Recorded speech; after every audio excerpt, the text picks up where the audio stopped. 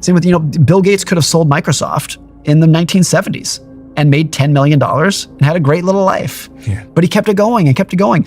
Yahoo offered Mark Zuckerberg $1 billion cash. And he was like 19 at the time. And he said, no, I'm going to keep doing this thing. That's the common denominator that ordinary people can learn from, is like endurance and longevity is usually where the big wealth is made. Which would you rather be?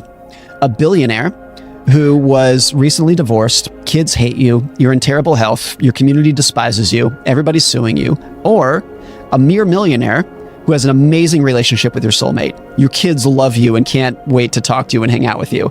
Your community loves you. You're proud of your work. You have a clear conscience. You sleep well at night. Which one of those would you rather be? So easy when you think of that in those terms, because again, like money is so tangible to latch onto. But when you actually dig a couple layers deeper, you're like, no, it's actually like not even in the top 10 of what would actually make a great life for me. I view savings as, well, one thing, most people view saving money as idle saving. Like if you're not spending it, it's just sitting in the bank doing nothing. And it's just it's just wasted money sitting there.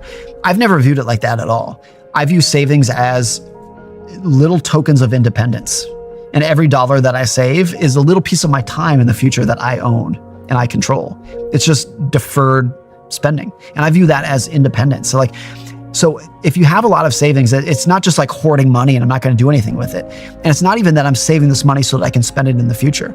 If I save $1 today, I have $1 more independence today. I benefit from that today, right now. Like I feel more independent because of it. And I am more independent because of it. So I view, again, my top financial goal by far, and I think this is true for most people, whether they know it or not, what they really want out of money is independence. I want independence. I want to wake up every morning and say, I can do whatever I want today, even if most of the time what I want to do is work.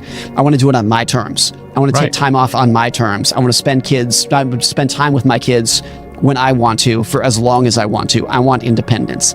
And money is the fuel of independence. Money is the oxygen of independence.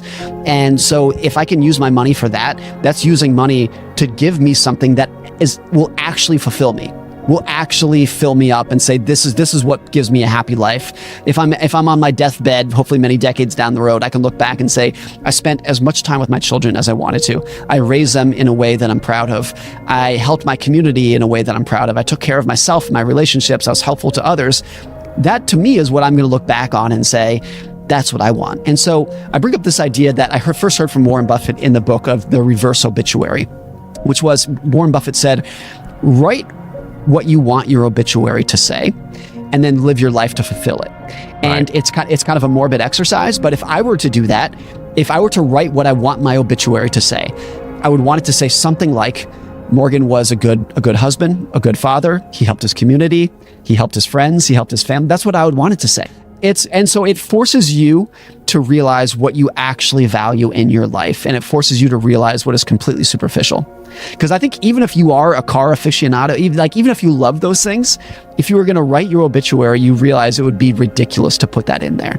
Maybe you would have some things about your career and things you accomplish and whatnot, but the things that we tend to chase most often on a daily basis would not be in there. And there's probably true too that the things you value the most are things that are probably getting second thrift on a daily basis. Are you working hard and not spending time with your kids and doing other things in a way that you're going to eventually regret? I think the best definition of regret, or I'm sorry, the best definition of risk is what you are going to regret later on in your life. And so that's something I think about a lot. And there's a part in his book on money. And he says, of the 1,000 people that he interviewed, these elderly Americans, not a single one of them, looking back at their life, wished they made more money. But virtually every single one of them, almost universal, looked back at their life and said, I wish I spent more time with my kids. I wish I was nicer and kinder to people.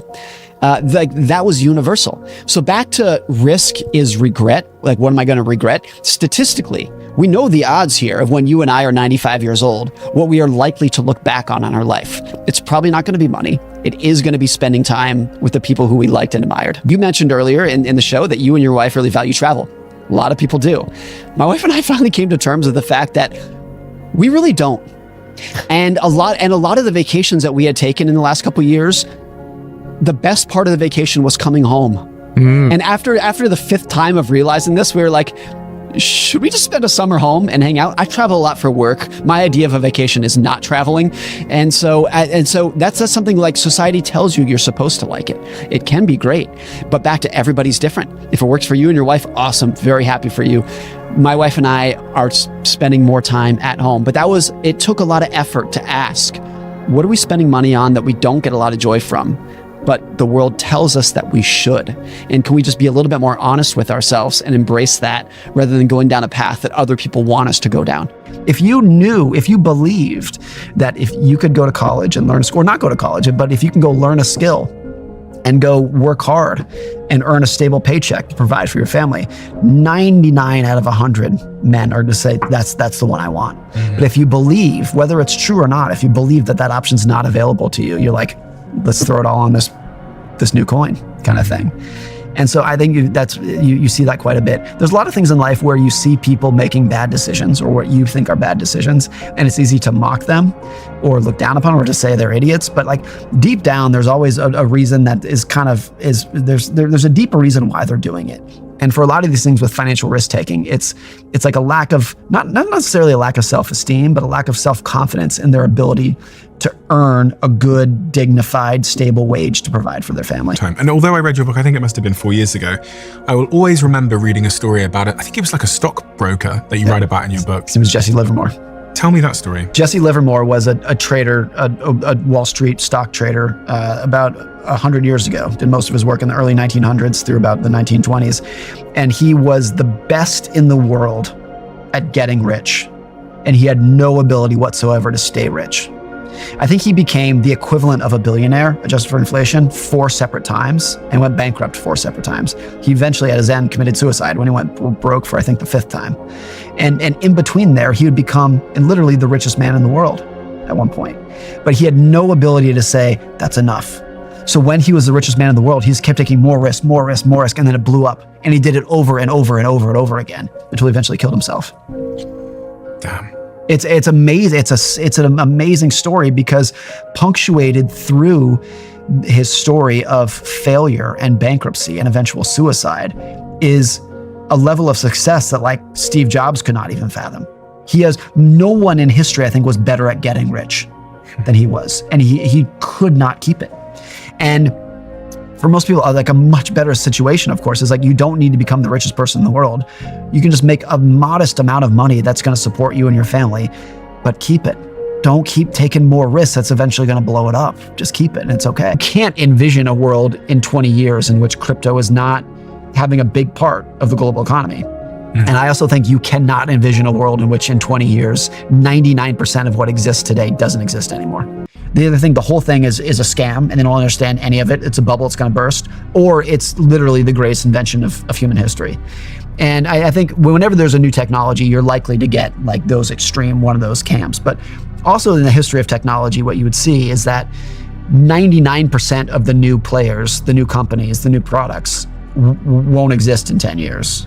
The best example of that were the railroads, which was probably the most transformational new industry in US history. Like to have a railroad going from the East Coast to the West Coast, that changed everything in such a profound way. And the vast majority of railroad investors lost all their money. So you could get it right. This is going to change the world forever. It does not mean that you're going to make that much money on it. And that's not to say that most crypto investors, no, I would say it's almost certain that most crypto investors will not make that much money. That's pretty standard historical. I mean, the other thing is in cars. In the early 1900s, there were 2,000 car companies in America, and 1,997 of them went bankrupt. You ended up with GM, Ford, and Chrysler. The rest virtually disappeared. So it's always the case that in a new technology that changes in the world, there's a big gap between this is going to change the world and everyone's going to get rich on this. The thing that sticks out, that is a common denominator that virtually everyone listening to this could learn from, is they were way more patient and had way more endurance and kept it going for longer than anyone else. David Senra, who's a great podcaster, right? So he has a podcast called Founders. He said this one time. He was like, he hears from entrepreneurs who are like, man, I listened to your podcast. I'm a founder. I have a company, and I'm going to sell my company next year. I'm going to sell it to Google. And David's like, did you learn anything from the historical entrepreneurs of Rockefeller or Steve Jobs or Bill Gates? Those people ran their companies for 50 years. They ran their companies until they died, kind of thing. These are not people who are looking to be like, I'm going to create a company and then sell it. I'm going to start another company and then sell it. They keep it going for as long as they possibly can. The big wealth usually does not come. It almost never comes from like a great idea that just surges out of the middle of nowhere. It's usually like a pretty good idea that you can keep going for 40 years or 50 years. That's where the big money comes from. If Rockefeller, I wrote this in the book, 99.9% of Warren Buffett's net worth was accumulated after his 60th birthday. So like when Warren Buffett was 60, he was worth $2 billion, like an incredible amount of money. He could have sold then and he sold everything and retired and had an absolutely amazing life. The reason that he has accumulated, if you count the money he's given away, $250 billion, is because he kept it going. So now he's 93 years old and he's still going then. And Larry Ellison was like, the secret to Bill Gates, yes, he's very smart, but there's a lot of smart people out there. And he was like, no offense, but there's a lot of people smarter than Bill Gates out there. But nobody has more endurance than Bill Gates. He will outwork you every single time. You cannot, he'll keep it going for as long as he needs to keep it going to beat you. And that's his skill. It's not intelligence, it's endurance. On this point of perseverance, why is perseverance so key? Like if we break it down into what's actually happening when you persevere. I think it's two things. It's one, in any endeavor that's going to pay off, it's going to be difficult. It's going to be extreme. There's going to be more roadblocks and speed bumps and collapses than you want. It's absolutely inevitable. The unofficial model at NVIDIA, the giant chip company, is one of the most valuable companies in the world, is we are always 30 days from going out of business. Now, they're not. It's one of the most successful companies in the world, but they understand what is true for every business, which is that business is hard. Like every business is a knife fight. Every company that you own or start is going to be very difficult, and you need the perseverance to get through that. That's one element. The other is compound interest. That's what builds wealth. What compound interest is and why it is so powerful, like the people who get rich from it are not the people who earn very high returns. It's people who earn good returns for a long period of time.